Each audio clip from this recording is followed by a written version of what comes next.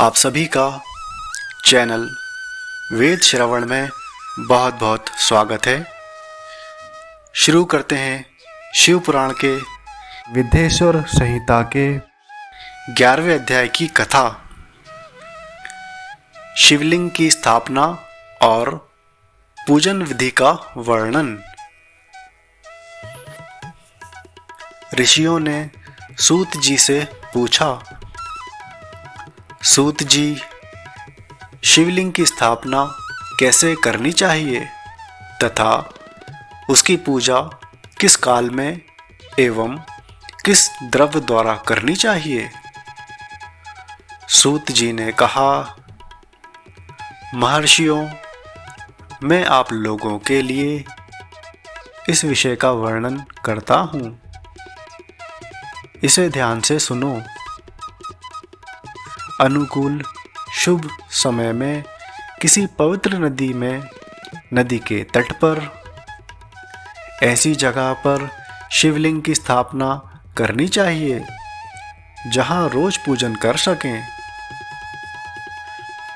पूजन पार्थिव द्रव्य से, जलमय द्रव्य से अथवा तेजस द्रव्य से पूजन करने से उपासक को पूजन का पूरा फल प्राप्त होता है।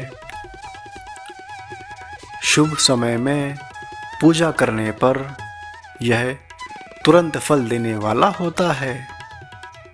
चल प्रतिष्ठा के लिए छोटा शिवलिंग श्रेष्ठ माना जाता है एवं अचल प्रतिष्ठा हेतु बड़ा शिवलिंग अच्छा होता है।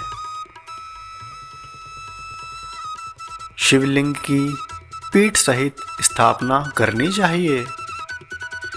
शिवलिंग की पीठ गोल, चौकोर, त्रिकोण अथवा खाट के पाए की भांति ऊपर नीचे मोटा और बीच में पतला होना चाहिए। ऐसा लिंग पीठ महान फल देने वाला होता है। पहले मिट्टी अथवा लोहे से शिवलिंग का निर्माण करना चाहिए। जिस द्रव्य से लिंग का निर्माण हो उसी से उसका पीठ बनाना चाहिए। यह अचल प्रतिष्ठा वाले शिवलिंग की विशेषता है। चल प्रतिष्ठा वाले शिवलिंग में लिंग व प्रतिष्ठा एक ही तत्व से बनानी चाहिए। लिंग की लंबाई स्थापना करने वाले मनुष्य के 12 उंगल के बराबर होनी चाहिए। इससे कम होने पर फल भी कम प्राप्त होता है, परंतु 12 अंगुल से लंबाई अधिक भी हो सकती है। चल लिंग में लंबाई स्थापना करने वाले के 1 अंगुल के बराबर होनी चाहिए एवं उससे कम नहीं होनी चाहिए। यजमान को चाहिए कि पहले वह शिल्प शास्त्र के अनुसार देवालय बनवाए तथा उसमें सभी देवगणों की मूर्ति स्थापित करे। देवालय का गर्भगृह सुंदर, सुदृढ़ और स्वच्छ होना चाहिए। उसमें पूर्व और पश्चिम में 2 मुख्य द्वार हों। जहां शिवलिंग को स्थापित करना हो उस स्थान के गर्त में नीलम, लाल वैद्युर, श्याम, मरकत, मोती, मूंगा और हीरा, इन 9 रत्नों को वैदिक मंत्रों के साथ छोड़ें। 5 वैदिक मंत्रों द्वारा 5 स्थानों से पूजन करके अग्नि में आहुति दें और परिवार सहित मेरी पूजा करके आचार्य को धन से एवं भाई बंधुओं को मनचाही वस्तु से संतुष्ट करें। याचकों को सुवर्ण, गृह एवं भू संपत्ति तथा गाय आदि प्रदान करें। स्थावर जंगम सभी जीवों को यत्नपूर्वक संतुष्ट कर एक गड्ढे में सुवर्ण तथा 9 प्रकार के रत्न भरकर वैदिक मंत्रों का उपचार करके परम कल्याणकारी महादेव जी का ध्यान करें। तत्पश्चात नाद घोष से युक्त महामंत्र ओमकार का उच्चारण करके गड्ढे में पीठ युक्त शिवलिंग की स्थापना करें। वहाँ परम सुंदर मूर्ति की भी स्थापना करनी चाहिए। मूर्ति की स्थापना अर्थात प्रतिष्ठा पंचाक्षर मंत्र से करनी चाहिए। मूर्ति को बाहर से भी लिया जा सकता है, परंतु वह साधु पुरुषों द्वारा पूजित हो। इस प्रकार शिवलिंग व मूर्ति द्वारा की गई महादेव जी की पूजा शिवपद को प्रदान करने वाली होती है। स्थावर और जंगम से लिंग भी 2 प्रकार के हो गए हैं। वृक्ष लता आदि को स्थावर लिंग कहते हैं और कृमि कीट आदि को जंगम लिंग कहते हैं। स्थावर लिंग को सींचना चाहिए, आहार एवं जल देकर तृप्त करना चाहिए। यों चराचर जीवों को भगवान शंकर का प्रतीक मानकर उनकी पूजा करनी चाहिए। इस तरह महालिंग की स्थापना करके विविध उपचारों द्वारा उसका रोज पूजन करें तथा देवालय के पास ध्वजारोपण करें। शिवलिंग साक्षात शिवपद प्रदान करने वाला है।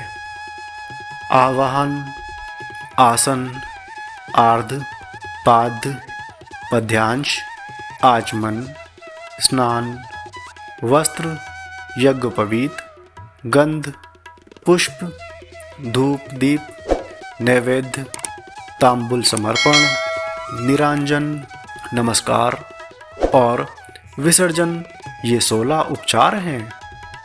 इनके द्वारा पूजन अवश्य करनी चाहिए।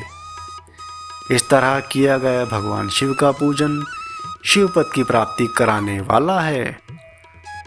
सभी शिवलिंगों की स्थापना के उपरांत चाहे वे मनुष्य द्वारा स्थापित हों या ऋषियों या देवताओं द्वारा अथवा अपने आप प्रकट हुए हों, सभी का उपयुक्त विधि से पूजन करना चाहिए, तभी फल प्राप्त होता है।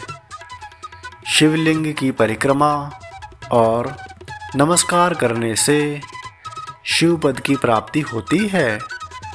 शिवलिंग का नियम पूर्वक दर्शन भी कल्याणकारी होता है।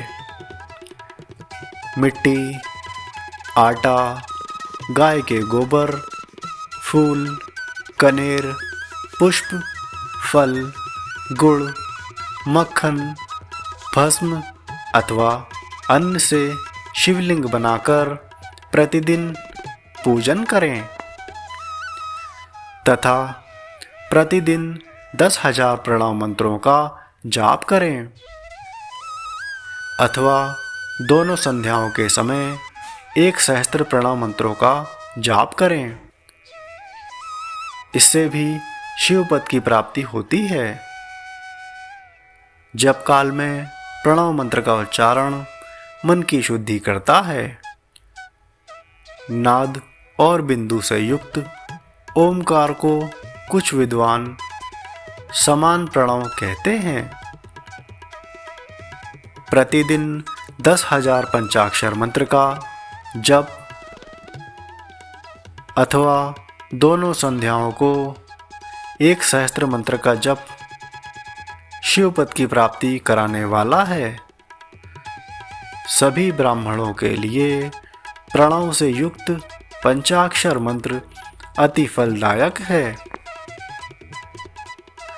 कलश से किया स्नान, मंत्र की दीक्षा, मातृकाओं का न्यास सत्य से पवित्र अंतःकरण, ब्राह्मण तथा ज्ञानी गुरु सभी को उत्तम माना गया है। पंचाक्षर मंत्र का 5 करोड़ जप करने से मनुष्य भगवान शिव के समान हो जाता है। 1, 2, 3 अथवा 4 करोड़ जप करके मनुष्य क्रमशः ब्रह्मा, विष्णु, रुद्र तथा महेश्वर का पद प्राप्त कर लेता है। यदि 1000 दिनों तक प्रतिदिन 1 सहस्त्र जाप पंचाक्षर मंत्रों का किया जाए और प्रतिदिन ब्राह्मण को भोजन कराया जाए तो इससे अभिष्ट कार्य की सिद्धि होती है। ब्राह्मण को प्रतिदिन प्रातःकाल 1008 बार गायत्री मंत्र का जप करना चाहिए, क्योंकि गायत्री मंत्र शिव पद की प्राप्ति कराता है। वेद मंत्रों और वैदिक सूक्तियों का भी नियम से जाप करें। अन्य मंत्रों में जितने अक्षर हैं उनके उतने लाख जाप करें। इस प्रकार यथाशक्ति जाप करने वाला मनुष्य मोक्ष प्राप्त करता है। अपनी पसंद से कोई एक मंत्र अपनाकर प्रतिदिन उसका जाप करें अथवा ओम का नित्य 1 सहस्त्र जाप करें। ऐसा करने से संपूर्ण मनोरथों की सिद्धि होती है। जो मनुष्य भगवान शिव के लिए फूल, वादी या बगीचे लगाता है तथा शिव मंदिर में झाड़ने बुहारने का सेवा कार्य करता है, ऐसे शिव भक्तों को पुण्य कर्म की प्राप्ति होती है। अंत समय में भगवान शिव उसे मोक्ष प्रदान करते हैं। काशी में निवास करने से भी योग और मोक्ष की प्राप्ति होती है। इसलिए आम तौर पे भगवान शिव के क्षेत्र में निवास करना चाहिए। उस क्षेत्र में स्थित बावड़ी, तालाब, कुआं और पोखर को शिवलिंग समझकर वहां स्नान, दान और जाप करके मनुष्य भगवान शिव को प्राप्त कर लेता है। जो मनुष्य शिव के क्षेत्र में अपने किसी मृत संबंधी का दाह, दशाह, मासिक श्राद्ध अथवा वार्षिक श्राद्ध करता है अथवा अपने पितरों को पिंड देता है, वह तत्काल सभी पापों से मुक्त हो जाता है और अंत में शिव पद प्राप्त करता है। लोक में अपने वर्ण के अनुसार आचरण करने व सदाचार का पालन करने से शिव पद की प्राप्ति होती है। निष्काम भाव से किया गया कार्य अभीष्ट फल देने वाला एवं शिव पद प्रदान करने वाला होता है। दिन के प्रातः, मध्याह्न और संध्या 3 विभाग होते हैं। इनमें सभी को एक एक प्रकार के कर्म का प्रतिपादन करना चाहिए। प्रातःकाल रोजाना दैनिक शास्त्र कर्म, मध्याह्न सकाम कर्म तथा सायंकाल शांति कर्म के लिए पूजन करना चाहिए। इसी प्रकार रात्रि में 4 प्रहर होते हैं। उनमें से बीच के 2 प्रहर निशीत काल कहलाते हैं। इसी काल में पूजा करनी चाहिए, क्योंकि यह पूजा अभीष्ट फल देने वाली होती है। कलयुग में कर्म द्वारा ही फल की सिद्धि होती है। इस प्रकार विधि पूर्वक और समय अनुसार भगवान शिव का पूजन करने वाले मनुष्य को अपने कर्मों का पूरा फल मिलता है। ऋषियों ने कहा, सूत जी, ऐसे पुण्य क्षेत्र कौन कौन से हैं जिनका आश्रय लेकर सभी स्त्री पुरुष शिव पद को प्राप्त कर लें? कृपया कर हमें बताइए। सूत जी ने कहा, इसका वर्णन आगे के 12वें अध्याय में मिलता है।